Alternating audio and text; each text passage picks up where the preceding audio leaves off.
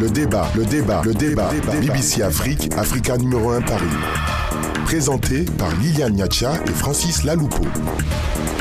Le débat. BBC Afrique, Africa numéro 1 Paris. Bonjour, merci d'être avec nous et bienvenue à tous. Bonjour Francis Laloupo. Bonjour Liliane, heureux de vous retrouver, de retrouver les auditeurs et auditrices bien sûr. Vous le savez déjà, mais je vous le dis quand même, je le répète, c'est toujours une immense joie de vous retrouver chaque semaine pour cette émission. Une joie partagée, bien entendu. Et nous allons commencer avec le sommaire de ce numéro du débat BBC Africa numéro 1 Paris. Le dialogue politique est-il encore possible au Togo? L'opposition a accepté de suspendre les manifestations pour participer au dialogue piloté par le président ghanéen. Mais depuis quelques semaines, celui-ci est au point mort. Résultat, retour à la rue pour l'opposition. Mais cette fois, il semble que la mobilisation a été moins importante de l'avis de certains. L'opposition partageait-elle ce même constat? Va-t-elle revoir sa stratégie ou plutôt ses exigences? Qui est responsable du blocage du dialogue politique au Togo? Débat à suivre. Une intervention de la MINUSCA, la force des Nations Unies en Centrafrique à PK5 à Bangui, pour tenter d'arrêter les chefs des milices armées qui contrôlent ce quartier de la capitale, a tourné au drame. Une vingtaine de civils ont été tués et les populations en colère ont exposé leurs corps devant le bureau de la mission onusienne à Bangui. La MINUSCA a-t-elle perdu la main face aux groupes armés qui écument le pays? Analyse à suivre. Les États-Unis ont levé l'interdiction d'entrer sur leur territoire qui avait été imposée aux Tchadiens. Selon Washington, N'Djamena a répondu aux exigences demandées. Le Tchad a mis à niveau ses normes de sécurité qui sont désormais conformes aux exigences de base de la sécurité nationale américaine. C'est ce que souligne Washington. Les Tchadiens peuvent donc de nouveau solliciter des visas d'entrée aux États-Unis. Le plateau, c'est avec vous, Francis Laloupo. Oui, Liliane, notre grand témoin invité dans cette édition au téléphone depuis Lomé, Kafui Brigitte Adjamagbo Johnson, coordinatrice de la coalition de l'opposition au Togo. Madame Adjamagbo Johnson, bonjour. Bonjour, monsieur Laloupo. Merci d'être avec nous. Et notre confrère invité dans cette édition au téléphone depuis Bangui, Emmanuel Cyrus Sandy, directeur de la publication et rédacteur en chef du quotidien Média Plus. Emmanuel Sandy, bonjour. Bonjour, M. Francis. Bonjour à tous les intervenants et à tous les auditeurs de BBC. Merci beaucoup. Et de Africa numéro 1 Paris. Léger décalage à cause de la distance, bien sûr. Petite fiche de présentation, comme de coutume, de notre grand témoin invité, Brigitte Adjamagbo Johnson, titulaire d'un doctorat en droit à l'Université de Paris 1. Vous vous êtes engagée dans l'action politique dès le milieu des années 80 et vous serez notamment membre fondatrice de la Convention démocratique des peuples africains, la CDPA, première partie de l'opposition créée alors dans la clandestinité, et dont vous êtes aujourd'hui la secrétaire générale depuis 2012. La CDPA est une formation membre consultatif de l'Internationale socialiste. En 1991, vous serez rapporteur général du bureau provisoire de la Conférence nationale souveraine du Togo. Vous occuperez ensuite le poste de ministre du bien-être social, des droits de l'homme et de la solidarité nationale du premier gouvernement de transition au Togo. En mars 2010, vous êtes la première femme candidate à l'élection présidentielle dans votre pays sous la bannière de la CDPA depuis août dernier.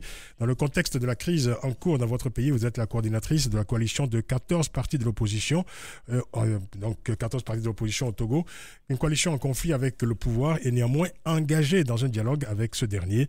Brigitte Adjamagbo Johnson, vous serez donc notre grand témoin dans cette édition du débat BBC Africa numéro 1 Paris, en duplex à Paris et à Dakar. Dakar où nous retrouvons tout de suite Liliane, bien sûr. Merci Francis. Les militants de l'opposition togolaise ont renoué cette semaine avec les manifestations malgré l'interdiction du gouvernement. Le gouvernement estime que les protestations ne devraient pas avoir lieu pour laisser une chance au dialogue politique en cours d'aboutir. Mais du côté des adversaires du pouvoir, on estime que les recommandations du médiateur ont été mal interprétées par les autorités. Pour l'opposition, la manifestation reste le seul moyen de débloquer la situation et de relancer le dialogue politique qui, que je le disais, est au point mort. Alors, Dr Johnson, l'opposition a donc renoué, je le disais, avec la rue. Votre appel à manifester samedi a été maintenu et il est maintenu. Est-ce que vous partagez l'avis de certains Togolais qui soutiennent que la marche de mercredi n'a pas mobilisé grand monde? Est-ce qu'il y aurait un essoufflement de vos militants? Pas du tout, madame. Je ne suis pas de cet avis.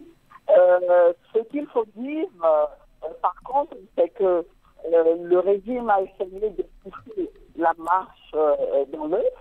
Il a déployé tout un arsenal de répression à Lomé, comme dans les autres villes où la marche devrait se tenir. Et je vous assure que personne n'a échappé à cette répression. Les manifestants, comme les chefs de partis politiques.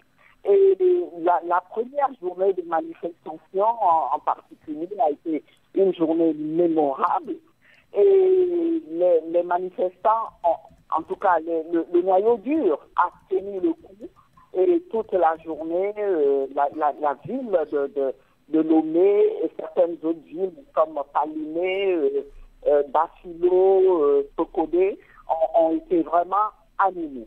Alors j'espère bien que vous savez que même les chefs de parti que nous sommes, nous avons été, nos voitures ont été prises d'assaut par les forces spéciales des gendarmeries chargées pas du maintien de l'ordre, mais chargées de combattre le terrorisme. Donc vous êtes en train de nous dire qu'il n'y a pas de début d'essoufflement de votre mouvement et vous mettez la faible mobilisation observée, selon certains, mercredi lors de votre manifestation sur le compte de la répression policière, ce sont vos mots, mais ce que vous appelez la répression a été également observé au début de vos marches. Et pourtant, les Togolais, vos militants, ont bravé tout ce déploiement sécuritaire et sont quand même venus dans la rue. Non, madame. Ce qui s'est passé hier était comparable à ce qui s'était passé en octobre dernier. Je pense que ça devait être le 6 ou le 18 octobre, où tout a été fait pour empêcher les manifestants de se regrouper au point de départ de la manifestation.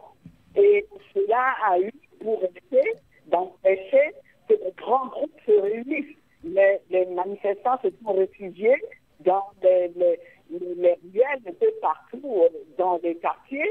Et la seule différence entre mercredi dernier et ce qui s'est passé le mois d'octobre, c'est qu'en octobre, on a sorti la milice du gouvernement qui a semé des désordres dans toute la ville, a repris.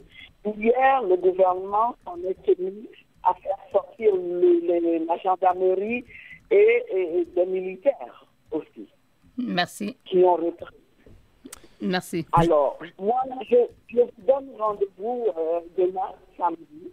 Nous avons maintenu la manifestation qui est censée prendre fin, en tout cas pour ce qui est de cette série de manifestations. Merci. Samedi, nous réenregistrons l'émission vendredi. Francis? Oui, Brigitte Adjamagbo Johnson, vous en parlez il y a quelques instants. Jean-Pierre Fabre, chef de file de l'opposition et président de l'ANC, Alliance nationale pour le changement, a été victime cette semaine d'une agression en pleine rue, agression attribuée aux forces de l'ordre, une agression plutôt violente. Hein. Deux questions, Brigitte Adjamagbo Johnson. Que compte faire la coalition après ce que Jean-Pierre Fabre considère comme une tentative d'assassinat? Et deuxième question, que signifie encore un dialogue entre le pouvoir et l'opposition quand le chef de file de l'opposition s'expose à ce qui ressemblait cette semaine à une véritable expédition punitive de la part des forces de l'ordre? Oui, alors, nous ne comptons pas laisser passer cette énième agression. En réalité, c'est par deux fois que tout le convoi du chef de parti a été agressé. Une première fois du côté de la plage, où nous avons pu nous dégager parce qu'il n'y avait pas beaucoup de circulation. Par contre, lorsque nous nous sommes rendus dans le nord-ouest de la ville, où il y avait une circulation monstre, eh bien, la gendarmerie a pu nous coincer dans la circulation. Ce qu'ils ont fait, ils ont pu isoler les premiers véhicules. Le mien était en premier et celui de Jean-Pierre, plus un véhicule de sécurité. Ils ont isolé ces trois véhicules et ont pu avoir accès à Jean-Pierre qui était le deuxième. C'est ça. Alors, nous ne comptons pas du tout laisser passer cette énième agression. Qu'allez-vous faire exactement? Vous allez déposer une plainte?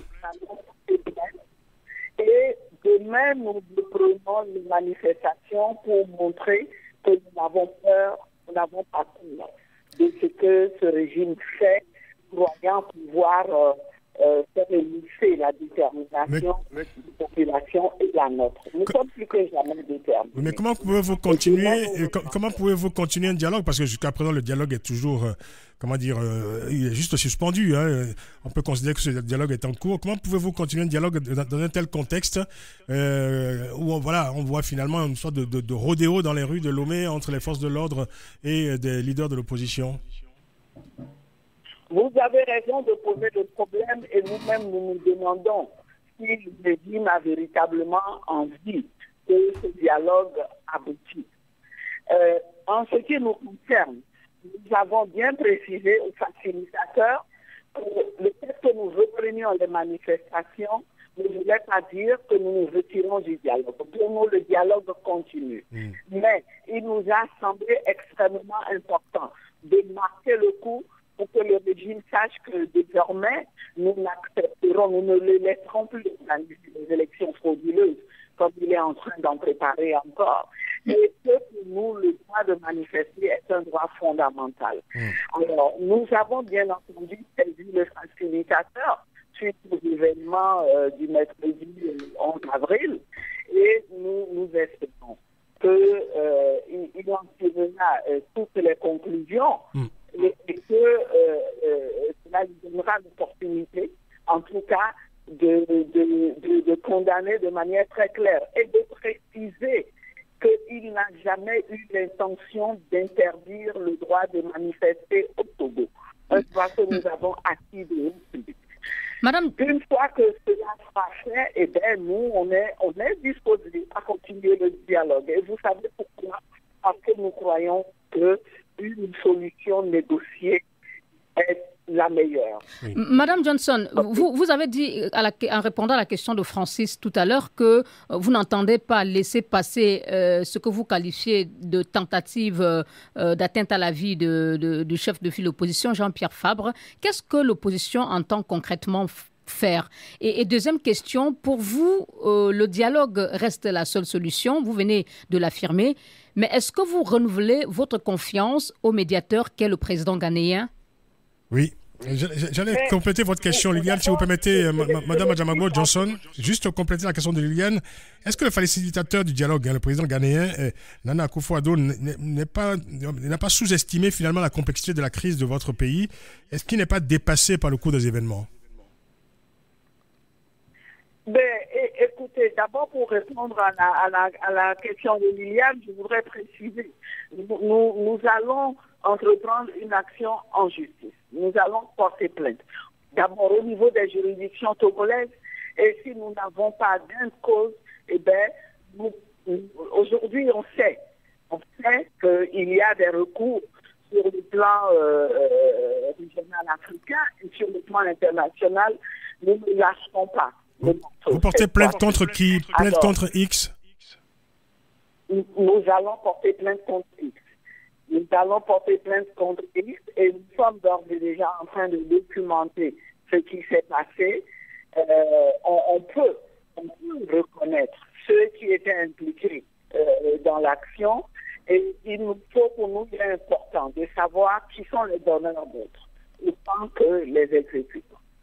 Et donc, vous posez la question de savoir est-ce que nous faisons encore confiance aux facilitateurs, bien sûr. Bien sûr. Non, c'était pas ma question. C'était de savoir s'il n'était pas lui-même dépassé par la complexité de la crise. Est-ce que je dirais sa facilitation est adaptée à la nature de la crise en cours dans votre pays? Eh bien, écoutez, il appartient aux facilitateurs. Nous lui faisons confiance pour que si après analyse, il constate que finalement le problème est tellement complexe qu'il est déplacé et qu'il est dépassé, eh bien, on pourra trouver d'autres solutions. C'est à lui de tirer les conclusions du processus tel qu'il évolue jusqu'à présent et nous lui faisons confiance. Et quand vous dites qu'à lui de tirer les conclusions, peut-être pour passer la main à une autre entité ou une autre personne pour assurer la médiation ou la facilitation, est-ce que vous pensez par exemple à l'Église catholique togolaise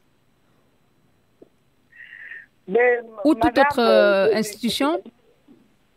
Il y a certainement d'autres possibilités à explorer, mais je doute fort de ce que une solution à la togolaise soit encore possible.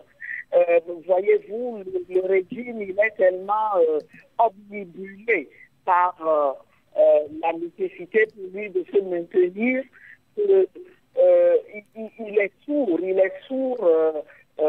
à tout discours. Oui, mais madame, vous accusez le pouvoir d'être responsable du blocage. Quand vous dites qu'il est sourd, est-ce que le problème se situe au niveau de la médiation? Est-ce que le problème n'est pas en réalité les exigences inconciliables, les demandes inconciliables d'un camp comme de l'autre? C'est-à-dire, vous dites, nous voulons le départ de Faure Gnassingbé ou à défaut une transition qui va s'achever en 2020 avec l'engagement de sa part de ne pas être candidat à l'élection présidentielle de 2020. Et de l'autre côté, le pouvoir dit, nous ne signerons aucun accord qui empêche le président Faure Gnassingbé d'être candidat en 2020. Est-ce que le problème, c'est réellement celui de facilitateur ou ce sont les positions tranchées? Madame, je suis désolée, le problème du peuple togolais à l'origine, ce n'était pas de savoir si M. Faure Gnassingbé sera candidat en 2020 ou pas. Le problème, il est plus grave.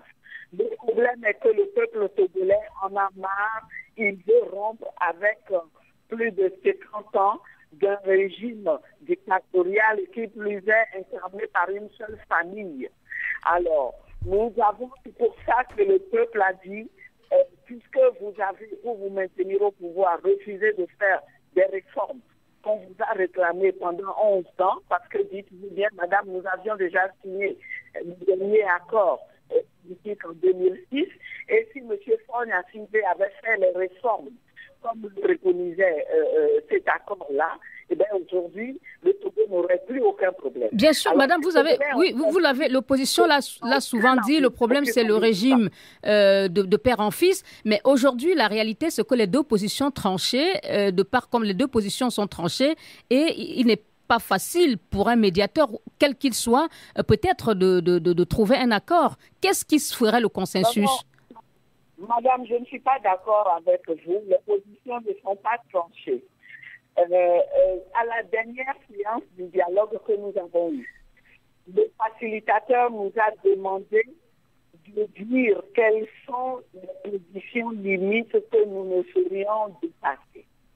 Et la coalition, dans les discussions avec le facilitateur, a fait l'effort d'accepter que le retour à la Constitution de 92 soit réalisé par une manière simple, consistant à réintroduire les dispositions qui ont été ôtées de la Constitution.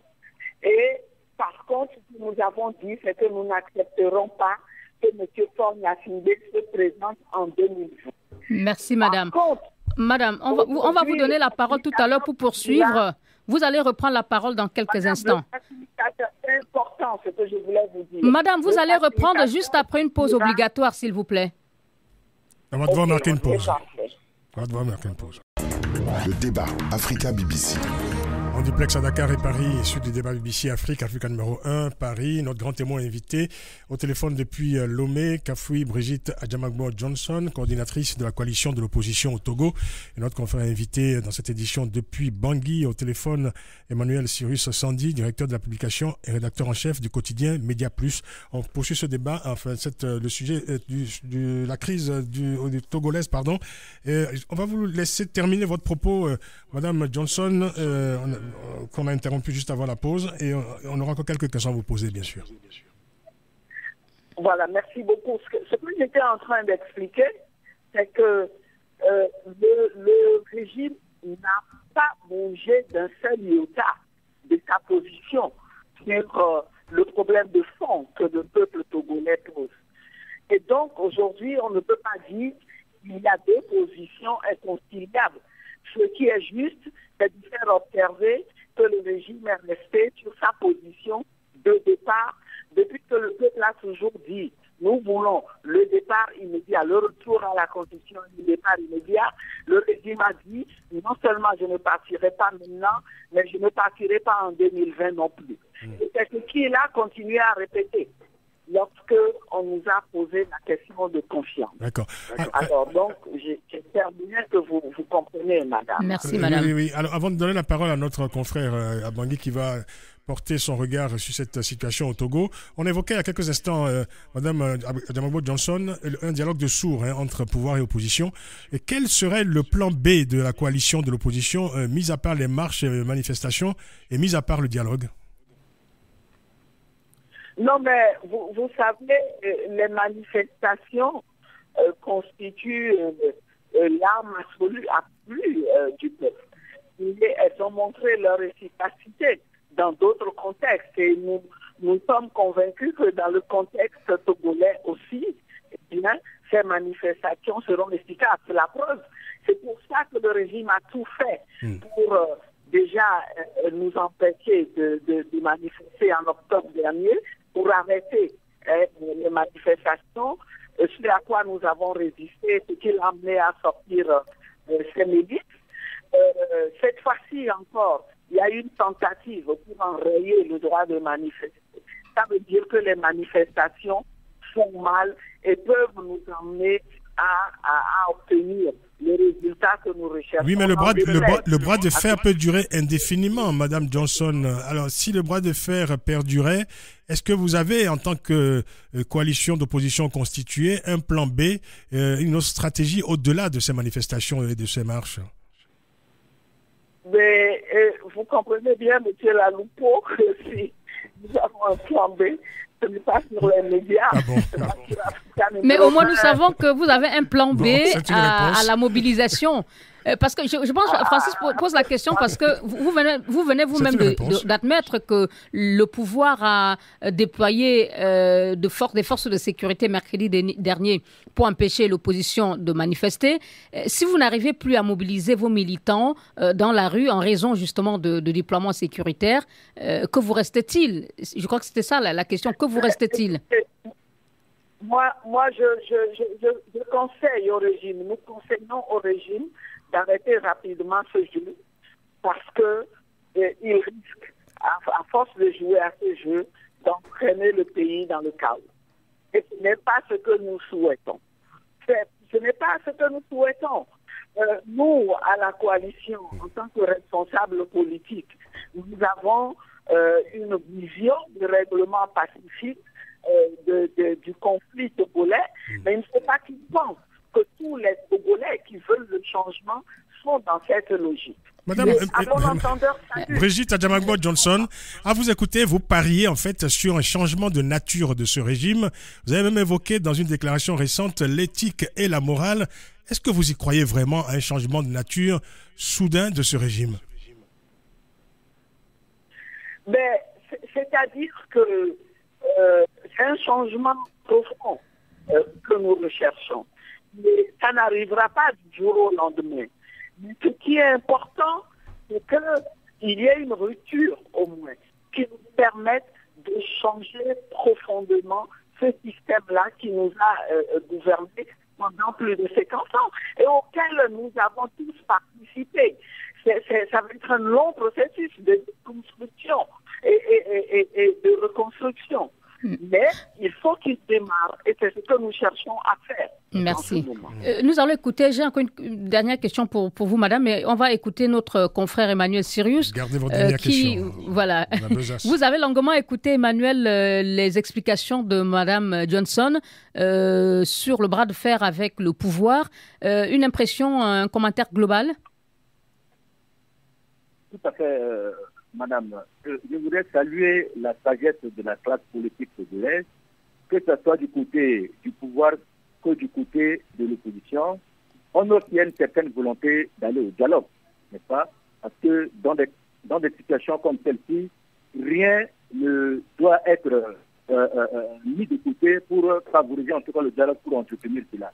Mais je voudrais quand même dire ici que, tout en reconnaissant la sagesse du président ghanéen Nana Akufo-Addo, n'est-ce pas, par rapport à ce dossier, il me semble que il devrait avoir quand même certaines conditions, sinon certaines préconditions pour ce dialogue.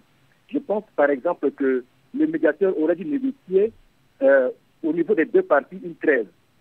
une trêve pour l'opposition, que l'opposition cesse avec tout ce qui est manifestation publique, par exemple. Ça a été fait, Emmanuel. L'opposition avait suspendu ces manifestations et c'est face au blocage observé que l'opposition l'opposition estime qu'il y a blocage et c'est pour cela qu'elle a à nouveau appelé ses militants dans la rue cette semaine. Justement, je voudrais quand même dire que, si on parle de trêve, ce n'est pas une trêve pour 1 ou 2 jours. Moi, je reste qu'il y a une trêve pour toute la durée, en tout cas, de ce dialogue-là, de cette médiation. Ce n'est quand même pas une médiation qui va durer 1 an. Ce n'est pas une médiation qui va s'éterniser.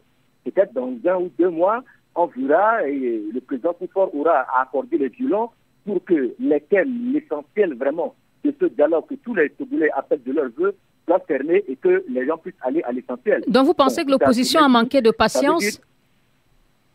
Tout à fait. Moi, je dis que l'opposition a manqué de patience. Mais aussi, le pouvoir également, comme tous les autres pouvoirs africains, doit cesser avec cette manière-là, n'est-ce pas, de brutaliser les opposants, de chercher à leur faire du mal. Merci. Pouvoir et opposition mis dos à dos. Voilà, de part et d'autre, il devait avoir trêve, même par rapport à des situations, que le pouvoir devait quand même comprendre que ceux qui viennent pour négocier ont droit à la vie, ils ont droit à la liberté d'aller et venir, et qu'on ne puisse pas atteindre à la vie d'un Togolais, fut-il en tout cas leur terrible au pouvoir. Merci. Donc, voilà, pardon de vous interrompre, Emmanuel, le temps file. Et puis je tiens vraiment... Oui, elle va réagir aux propos d'Emmanuel, mais je voulais que Mme Johnson commente rapidement la position de la CEDEAO. Samedi, une réunion extraordinaire de l'organisation qui réunit les pays d'Afrique de l'Ouest se tient dans votre pays, non pas pour parler de la crise togolaise, mais de la crise bissau-guinéenne. Est-ce que vous pensez, Mme Johnson, considérez-vous que la CEDEAO roule pour le pouvoir ou a-t-elle la position qu'on dirait objective sur la crise dans votre pays, évidemment en réagissant aussi aux propos d'Emmanuel? Non, madame, les choses sont plus complexes que ça. Je ne dirais pas que la CEDEAO roule pour le pouvoir. Mais je prends acte de ce que la Guinée-Bissau, qui est un pays frère aussi, traverse des moments difficiles. Par contre, là où je suis étonnée, c'est que le règlement de cette crise soit placé sous l'autorité de M. Faure Gnassingbé, qui n'a aucune autorité morale, en fait. Vous ne pouvez pas manquer autant de sagesse dans votre propre pays. Vous ne pouvez pas montrer autant d'incapacité à régler un conflit qui vous touche directement et prétendre vouloir régler des conflits ailleurs. Je crois qu'il est toujours le président en exercice de la CEDEAO. Pardon? Il est toujours président en exercice de la CEDEAO. Ah oui, mais la question se pose même de savoir s'il mérite toujours d'être à ce poste.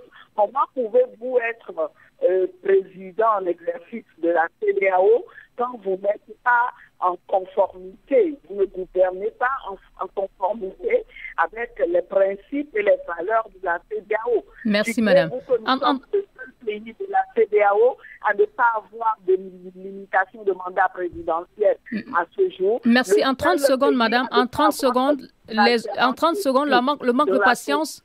Le manque de patience de l'opposition dont parlait Emmanuel, en 30 secondes, s'il vous plaît. Je pense que c'est une appréhension inexacte de la situation qui l'amène à considérer que l'opposition manque de patience. Il fallait que l'opposition réagisse pour mettre un arrêt à la préparation unilatérale d'élections frauduleuses par le régime. Figurez-vous que c'est par ce mécanisme que le régime se maintient depuis le début des années 90, où nous avons obtenu l'organisation d'élections pluralistes. On donne l'impression de jouer au jeu démocratique, d'organiser des élections pluralistes, mais on met tout en jeu pour tout bloquer et gagner. Nous avons ça aussi, nous n'en voulons plus. Nous avons dit, nous sommes très vigilants. Et donc, il fallait absolument qu'on réagisse, que les jeunes comprennent que nous accepterons de jouer à ce jeu. Et le droit de manifester est un droit fondamental, un droit constitutionnel qui ne saurait souffrir qu'une atteinte. Merci, madame. Et On va passer au prochain sujet, s'il vous plaît. Nous sommes dans la position, madame, de gens qui ont les mains attachées au dos et qui reçoivent de l'adversaire sans pouvoir ni les pincer ni les rendre. Merci beaucoup. Le débat BBC Afrique, Africa numéro 1 Paris. En duplex à Dakar et Paris, notre grand témoin invité depuis Lomé au téléphone, Kafoué Brigitte Adjamagbo Johnson, coordinatrice de la coalition de l'opposition au Togo. Et notre confrère invité depuis Bangui au téléphone, Emmanuel Cyrus Sandy, directeur de la publication et rédacteur en chef du quotidien Média Plus, édité à Bangui en Centrafrique. La Centrafrique, justement, deuxième sujet de cette édition, le pouvoir centrafricain dans le viseur de groupes armés. C'était mercredi dernier, le président centrafricain Faustin Archange Touadéra alertait la population sur les affrontements en cours dans la capitale. Selon lui, des individus armés qualifiés de bandits avaient pris la population en otage dans le quartier majoritairement musulman du PK5 à Bangui. Des affrontements opposant des milices du quartier du PK5 au casque bleu de la MINUSCA, conjointement déployés avec des soldats centrafricains, auront fait cette semaine au moins 24 morts, dont un casque bleu et une centaine de blessés. C'est la première fois depuis l'élection en 2016 du président Touadéra que des violences de cette nature et d'une telle intensité se déroulent dans la capitale centrafricaine. Alors que la MINUSCA et les forces de sécurité centrafricaines indiquent avoir lancé une opération militaire contre les groupes armés du quartier PK5, certains miliciens dénoncent une opération anti-musulman et n'hésitent pas à réclamer la fin du régime du président Touadéra. Première question pour vous, évidemment, Emmanuel Cyrus Sandy. Que s'est-il passé exactement cette semaine? Est-ce que c'est une opération de désarmement des groupes armés qui a dérapé, une tentative de coup d'État comme le disent certains? Dites-nous exactement la situation telle qu'elle s'est produite cette semaine à Bangui. Francis, avant que Emmanuel ne réponde à votre question, oui, on va écouter ce reportage du correspondant de la BBC Africa à Bangui sur la colère des populations du PK5 qui ont déposé les corps de ces civils devant le quartier général de la MINUSCA pour protester contre la mort de ces civils. On écoute donc le reportage de Max Alaroum. Première réaction, celle des habitants de PK5 qui, en transportant ces cadavres devant la base de la MINUSCA, entendent ainsi attirer l'attention de la communauté internationale. Moustapha Younous, président de la jeunesse islamique de Centrafrique, leur porte-parole. Les autorités qui ont dit qu'il n'y a pas eu de victimes et l'opération a réussi. Et nous, au niveau du CNUMES, on sait qu'il y a des victimes. Nous avons vu mieux d'amener ces corps-là ici au niveau de la MINUSCA pour montrer à la communauté nationale et internationale que l'attaque d'hier a fait beaucoup de victimes dans le 3e arrondissement. Côté MINUSCA, on dénonce l'instrumentalisation des cadavres. Vladimir Monteiro, porte-parole de la munition onusienne en Centrafrique. Les corps méritent un traitement digne. Et en procédant de la sorte, les gens n'ont pas respecté les us et coutumes auxquels un corps a droit. Cependant, dans plusieurs villes du Nord, les membres de l'ex-rébellion Seleka organisent des journées villes mortes en signe de solidarité, disent-ils, avec la communauté musulmane de Bangui. Des pourparlers ont été ouverts en vue de trouver une solution au problème de désarmement qui a ensanglanté le secteur. Max Alaron Bangui pour BBC Afrique. Merci Liliane. On va écouter Emmanuel Cyrus Sandy. Emmanuel, vous êtes avec nous? Oui. Alors, merci. Alors, quelle est la situation? Qu'est-ce qui s'est passé? Oui. Qu'est-ce qui s'est passé exactement au kilomètre 5 avant? Dans la nuit de samedi à dimanche 8 avril, précisément à 2h du matin, un groupe de soldats de la MINUSCA, la mission de paix onusienne en Centrafrique, a bouclé l'enclave musulmane du kilomètre 5 sous prétexte d'aller arrêter un chef de groupe d'autodéfense nommé Force, ce sont sobriquet Force de son vrai nom Al-Numeri Mokhtar. Cette opération a raté. N'est-ce pas? La phase d'arrestation a échoué simplement parce que, et selon certaines indiscrétions et des gens également dit de foi, une partie même des officiers de la MINUSCA avaient vendu la mèche, avaient informé ou auraient informé M. Force qui devrait être arrêté très tôt le matin de dimanche. Et donc, ce dernier a pris ses dispositions. Il a donc montré ces éléments pour organiser une résistance. Il y a eu une résistance farouche toute la nuit jusqu'aux environs de 6 heures du matin, ce qui a obligé d'autres éléments de la MINUSCA de venir en renfort. Il faut préciser que les casques bleus qui étaient partis pour arrêter comme force, ce sont ceux du contingent égyptien. Mais bizarrement, ceux qui étaient envoyés à un moment donné sachant que leur opération allait échouer, ont commencé à s'entretenir avec les sujets musulmans du kilomètre 5 en langue arabe. Ce qui a gêné certains éléments du contingent MINUSCA qui ont demandé le remplacement du contingent égyptien par d'autres.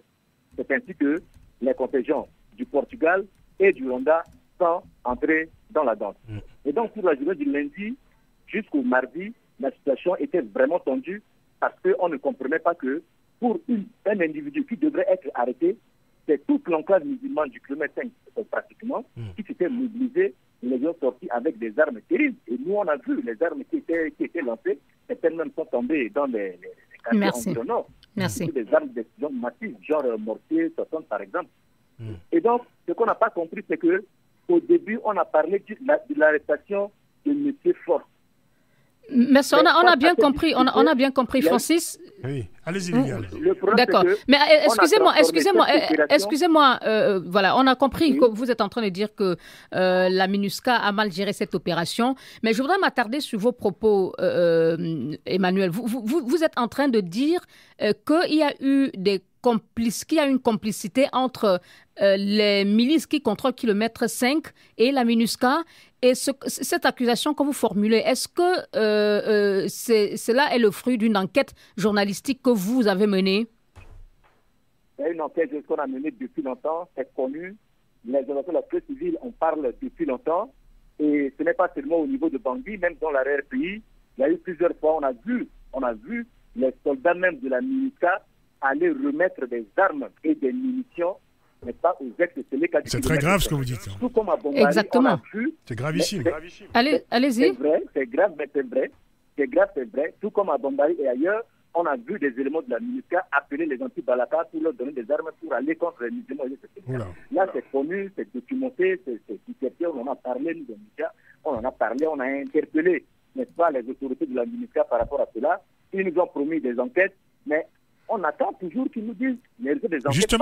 Justement, Emmanuel, c'est vrai que certains éléments des groupes armés ont dénoncé cette semaine une opération de désarmement unilatérale qui viserait essentiellement les musulmans de l'ex-rébellion Séléka, qui eux-mêmes donc accusent depuis quelque temps le pouvoir de président Touadéra de connivence avec les milices anti-Balaka opposées donc au Séléka. Est-ce que vous pouvez dire très clairement que le pouvoir s'est montré plus conciliant avec les anti-Balaka au détriment des Séléka depuis 2 ans? Mais le pouvoir est conciliant avec tous les deux camps, aussi bien les anti-Balaka que les Séléka, parce qu'ils sont dans le gouvernement, ils sont dans le cabinet de la présidence de la République en violation de la Constitution. Vous savez, l'article 28 de la Constitution interdit à tous les leaders politico-militaires, à tous ceux qui ont œuvré, qui ont manœuvré, qui ont soutenu les groupes armés, les groupes qui ont commis des exactions sur les droits de l'homme, d'occuper de hautes fonctions d'État. Et ça, le président Touadéra, le chef d'État lui-même, il est au courant. Pendant nos conférences de presse, on interpelle souvent là-dessus, mais il y a un refrain qui est là, il paraît que la paix n'a pas de prix. Donc il faut dialoguer. On peut faire n'importe quoi pour qu'on ait la paix. C'est ça. Alors, Emmanuel... J'allais en venir parce que, en fait, l'opération, c'était pour arrêter un seul individu. Mais c'est parce que ça a échoué qu'on a parlé d'opération de désarmement. Donc vous dites que c'est parce qu'il y a eu fuite. Il y a une fuite orchestrée par la MINUSCA. Mais je vous informe qu'il y a un cadre juridique et institutionnel dans ce pays, n'est-ce pas, pour gérer le DDRR, le désarmement, démobilisation, réinsertion, rapatriement et réinsertion. Voilà, juste là. On n'a pas encore commencé le désarmement à proprement parler. Nous sommes dans le pré-DDR. Le pré-DDR, c'est quoi? C'est que les groupes armés qui ont accepté de signer, n'est-ce pas, le cadre opérationnel et stratégique de DDR acceptent d'envoyer 40 de leurs éléments pour qu'ils soient formés à la discipline militaire. Et la deuxième promotion est en formation. Donc ils sont là, on les forme, après on les recrute comme des soldats des forces armées centrafricaines, les FACA à part entière. Donc en résumé, c'est une opération dirigée contre un seul homme, contre un milicien donc nommé Force qui aurait dérapé, c'est ça? Ça a dérapé. On a besoin au désarmement. Or, le désarmement volontaire devait précéder le désarmement forcé. Voilà. À ce sujet, Emmanuel, est-ce que les groupes armés, face à ce que vous qualifiez d'opération, de l'opération Non, de l'opération de la MINUSCA qui a échoué. Est-ce que finalement les groupes armés ne sortent pas renforcés de cette opération?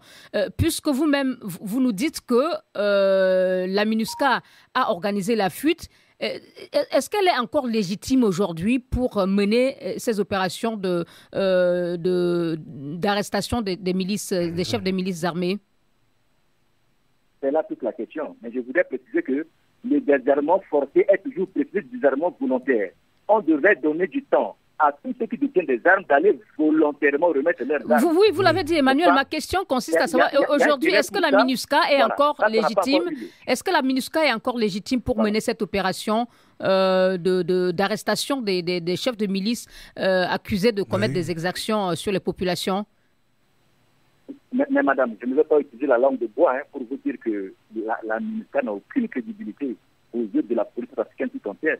Oui. Si la MINUSCA n'a plus de crédibilité, n'a plus de légitimité, qui peut donc mener cette opération d'arrestation de ces chefs de milice, étant donné que les FACA n'existent pas? Pour nous, et par rapport à ce qui constitue le temps de relevé de construire la paix, il doit y avoir la place pour la justice. C'est-à-dire ce qu'on ne comprend pas, c'est quoi? On ne comprend pas que d'un moment à l'autre, la MINUSCA décide comme ça d'aller arrêter. Oui, on l'a bien compris. On l'a bien compris, mais... Dans ce même quartier, dans ce même enclave, il y a eu des gens qui ont commis des pires abominations, mais qui n'ont jamais été arrêtés. D'accord, vous demandez la justice, mais comment arrêter ce chef de milice si la MINUSCA ne peut pas mener cette opération? S'il faut les traduire en justice, il faut pouvoir les arrêter. Que la MINUSCA mène cette opération en concertation avec la justice et que je sache, il n'y a pas eu un mandat d'arrêt remis à la MINUSCA pour exécuter cela. C'est ça le problème. Merci. On va écouter Mme Johnson en un mot sur cette situation tendue en Centrafrique. Mme Johnson? Mais je suis vraiment désolée. Je me sens solidaire véritablement avec les populations centrafricaines. Et je voudrais faire observer qu'en Afrique, nous devrons absolument faire des efforts pour éviter d'en arriver à ces situations qui tiennent à ce que les États ne sont pas adossés souvent à des institutions fortes. C'est ça qui laisse la place à ces milices privées, alors qu'un État démocratique et fort devrait pouvoir avoir le monopole de la violence et avoir une institution telle que l'armée devrait exister dans ce pays et jouer le rôle qu'il faut. Merci, madame. Alors, la Centrafrique a un vrai panier à crabes. Madame... Nous pensons que la communauté internationale doit prendre ses responsabilités pour réformer cette MINUSCA et faire en sorte qu'elle soit vraiment utile, qu'elle retrouve une crédibilité et soit utile. Merci. Bon, cela dit, on n'a pas vérifié les sources d'Emmanuel Siri-Sandi qui a émis quand même des accusations très graves à l'encontre de la MINUSCA, donc que cela reste en suspens. On va pouvoir passer à un autre sujet sans transition. Oui, rapidement, en 4 minutes à peine pour parler de ces ressortissants tchadiens qui ne sont plus indésirables aux États-Unis. La sanction américaine a été levée mardi. Le Tchad a dû accepter de mettre à niveau ses normes de sécurité pour qu'elles correspondent aux exigences de base de la sécurité nationale américaine. En tout cas, c'est ce que a dit la Maison-Blanche. Selon vous, Madame Johnson, la levée de cette interdiction aurait-elle fait l'objet de marchandages particuliers ou d'autres arrangements et annonce-t-elle une relation peut-être plus renforcée entre Washington et N'Djamena? Non, ce qui est évident, c'est que on a besoin du Tchad aujourd'hui qui joue un rôle primordial dans la lutte contre le djihadisme et le terrorisme. Nous avons vu comment au G5, les États membres se sont mobilisés pour soutenir le Tchad et demander à ce que les sanctions soient levées. Aujourd'hui, ces sanctions sont levées parce que, les États-Unis ont dû faire preuve de réalisme. Mais moi, ce que je voulais faire observer, c'est que c'est bien souvent d'utiliser les États pour défendre des causes internationales. Mais il ne faut pas que ça se fasse au détriment des populations qui sont concernées.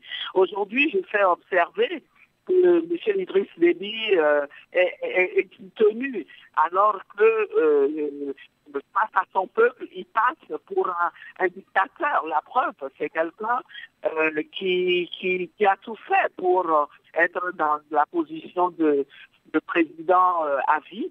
Ça crée d'autres problèmes à terme. Vous voulez évoquer les conclusions du Forum national inclusif sur les réformes institutionnelles boycottées par l'opposition. Merci, Madame. Francis ? Non, je vais juste compléter. Madame Adjamagbo Johnson, il faut dire qu'on ne sait toujours pas, au fond, sur quels éléments précis s'était fondée cette interdiction énoncée par Donald Trump d'accès au territoire américain des Tchadiens. Est-ce qu'on peut parler, au fond, d'une décision fantaisiste du président américain ou pas ? Mais oui, la décision avait l'air fantaisiste au départ, et les États-Unis sont revenus à la raison.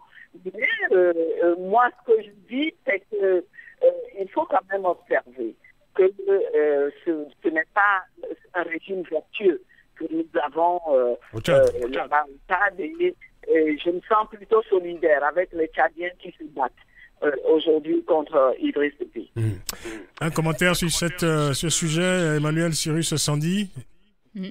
Et j'allais peut-être vous demander, Emmanuel, est-ce que vous pensez qu'il y a un lien entre cette décision et les conclusions du Forum national inclusif, parce que la décision intervient 2 semaines juste après cette rencontre? Peut-être que c'est une coïncidence heureuse. Je sais quand même que durant ces 5 dernières années, la diplomatie tchadienne est très offensive et porte des fruits. On parlait d'une coïncidence heureuse. Oui, une coïncidence heureuse. Le Tchad est fortement représenté dans les instances internationales, et même au niveau du Conseil de sécurité, au niveau de la CEAC, de la CEMAC, de l'Union africaine. La plupart, le président de la Commission de l'Union africaine, c'est un Tchadien. Donc, il faut reconnaître que le Tchad a redoré sa diplomatie et est capable de faire mieux pour son peuple. Actuellement, ce que je voudrais faire observer, c'est que généralement, ce genre de décision laisse, n'est-ce pas, les citoyens innocents. Je ne pense pas qu'il y avait quelque chose à reprocher au président Déby. Ce ne sont pas tous les Tchadiens qui devraient être concernés et puis subir cette peine. C'est ça vraiment la préoccupation, quoi. Donc pour vous, c'est une victoire de la diplomatie tchadienne. Il faut dire que beaucoup de diplomates américains s'étaient aussi opposés à cette décision de Donald Trump, rappelant d'ailleurs les liens forts entre les deux pays sur les questions sécuritaires, par exemple, et même les questions économiques. Oui. Je pense que ça, c'est une victoire de la diplomatie tchadienne qui a su recadrer, aller à l'essentiel, certainement. Pendant ce forum-là, ce forum a été agité. Bon, il va sans dire que certains avaient exploité cette situation-là pour dire tout le mal qu'ils pensaient du président Déby. Ça, c'est évident. C'est comme ça le jeu démocratique. Mais l'essentiel est déjà fait. Cela reste un régime très contesté de l'intérieur, tout de même, Emmanuel. Tout à fait. Et même de l'extérieur, pourquoi pas. Et même de l'extérieur. C'est mon voisin, le Tchad. C'est notre voisin et nous savons ce que le Tchad a fait du mal contre la RPA. Ça, je le dis encore, vous aurez à dire que c'est des propos graves. Mais nous savons que entre la RPA et le Tchad, ce n'est pas encore ça. Nous ne disons cela que quand vos propos sont graves. Ne vous inquiétez pas, nous ne relevons que les propos graves. Concluez rapidement, on va pouvoir écouter juste après les messages de nos auditeurs.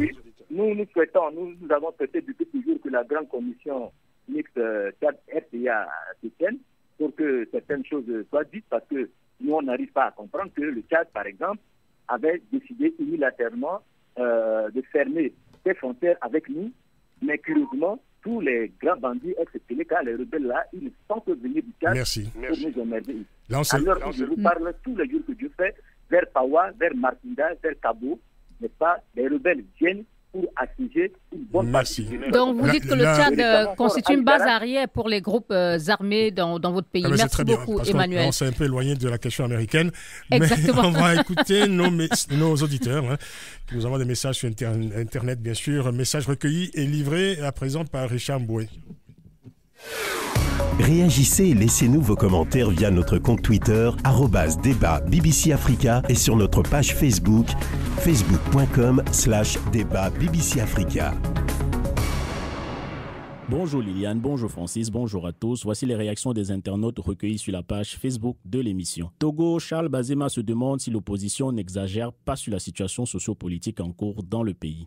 Et notre fidèle auditeur du Burkina Faso de penser que la mission multidimensionnelle intégrée des Nations Unies pour la stabilisation en Centrafrique, la MINUSCA, se doit de combattre tous les groupes armés et non de ne cibler que quelques-uns et d'en laisser certains autres, comme on l'a vu au Mali, dixit notre auditeur de Ouagadougou. Merci à Ange Nomeyo du Togo, Raoul Léonard Ndoncho du Cameroun et Fadil Zeba du Burkina Faso qui nous ont rejoints cette semaine.